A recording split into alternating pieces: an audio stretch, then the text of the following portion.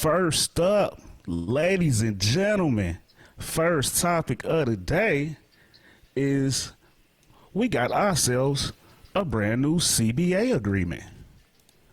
D Snow, a brand new 7-year agreement was agreed upon in the wee hours of the morning, and this being today, Saturday.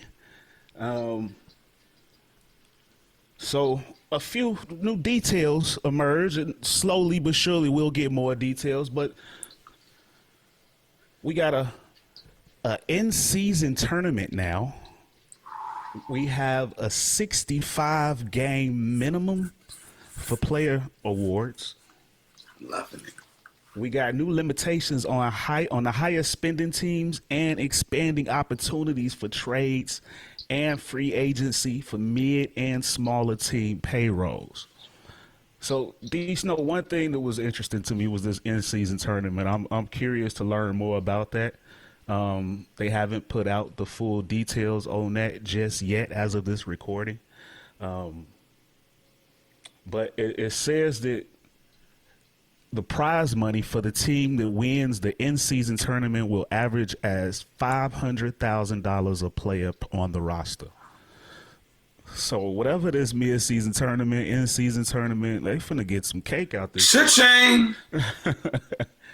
The mid-level exception,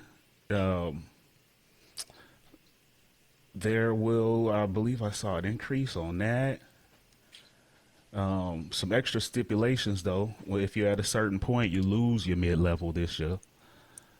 But go ahead. First off, let's talk about the tournament and the 65 game minimum, D Snow, because those are the highlights, the headlines. Well, first of all, racks on racks on racks, racks on racks on racks. Boy, the rich just continue to get richer. The NBA is really showing their ass. Every other month, something is popping in the league. And if you didn't notice, you're starting to see a transition of guys that might want to play football, might want to play baseball, are starting to come play basketball now. Why? Because the money is there, baby. The guaranteed contracts is there, baby. There's money out there. And I'm so excited about the 65 game minimum. That is a must-have.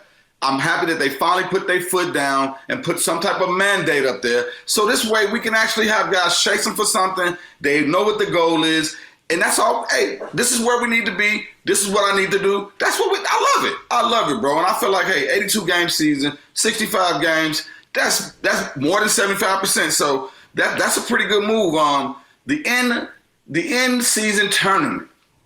I'm intrigued by it, because it is exciting what they did when they bought in, the plan. Having the plan has really given us something more exciting to enjoy.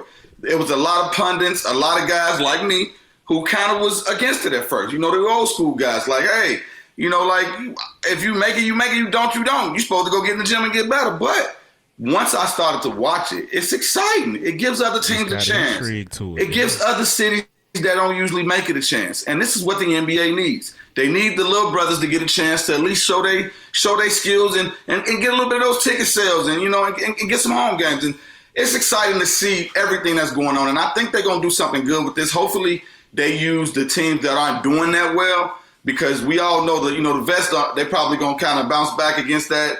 They might be the ones that's all of a sudden I'm out or I can't play. So I think it'd be smart to use the young guys, teams that are not doing that well, like the Detroits, teams like that, But it's hey, bro, it's lit. I'm not gonna lie. Hey, shout out to Adam Silver, another great move. We're hearing all the stories about his next move, his next job. Hey, Adam Silver, man, I ain't gonna lie. I didn't know if you was gonna be able to hold it down for David Stern, but shout out to you, man. You've been doing your thing, bro. Yeah. We avoided a lockout. The game shall continue. One thing that was rumored to be on the list was the age limit being reduced. That was not. They couldn't agree on that. The Players Association didn't give up too much of a fight on that when they kept it at 19. I think it's crazy how Bronny has not committed. I bet you he commits within the next month or so. not a month or so, but in the next couple of months.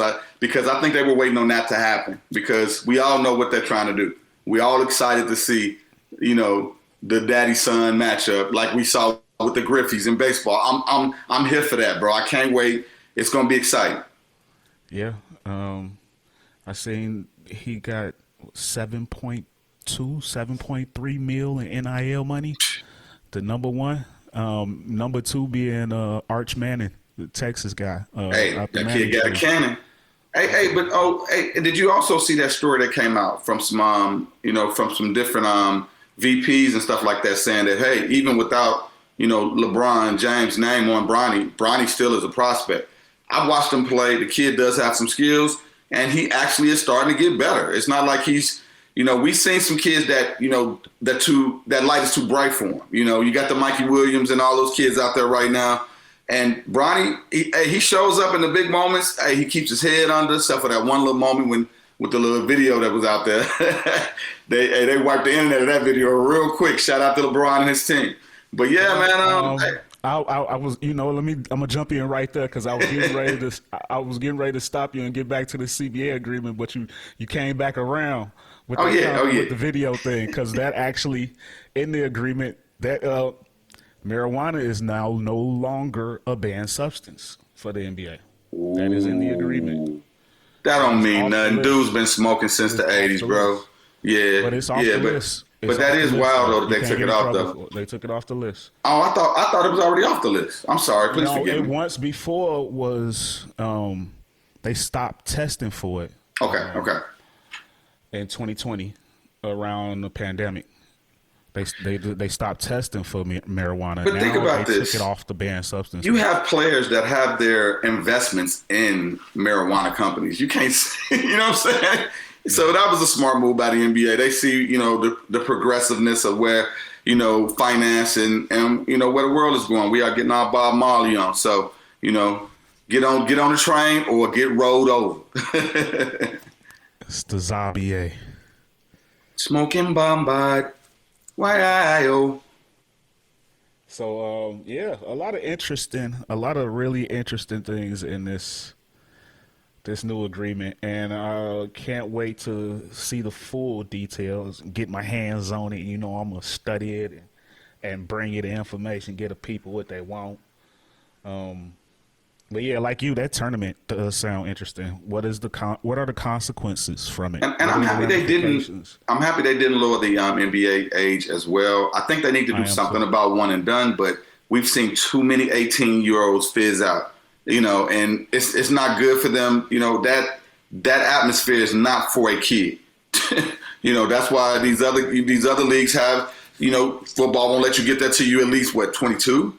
Something like that. Is it 21? 3 years out of college, out of high school. Yeah. So because we've seen a couple of guys that were 20. But yeah, with baseball, you go to the minor leagues first, no matter what. Then you work your way up. But this is preparing you for that big stage. NBA, once you get there, the stage is right there in front of you.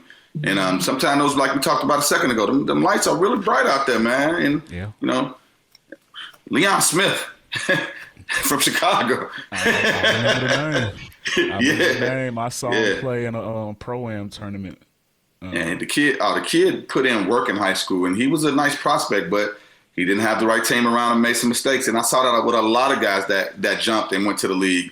And, we want to see not only good basketball, we want to see the NBA grow, but we don't want to see these kids end up out here messed up. It's sad when I see stories like, stories like these guys that, go to the league and then all of a sudden you look up and they on the streets, and I don't like seeing that, so hopefully they continue to make great decisions. The game is growing like crazy, bro. It's getting more exciting each year.